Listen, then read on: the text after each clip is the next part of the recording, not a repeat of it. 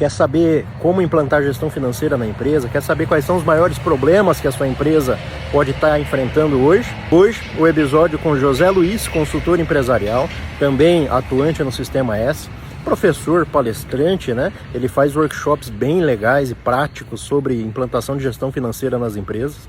E conversei com ele e foi uma aula particular sobre gestão financeira e implantação de gestão financeira nas empresas de forma prática, rápida, sem blá blá blá, sem mimimi.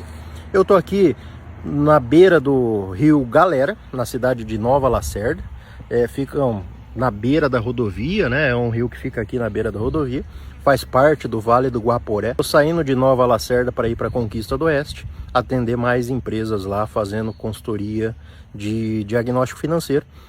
Espero vocês lá. Estreia hoje, quinta-feira, dia 26, às 19 horas, no nosso canal do YouTube. Até mais!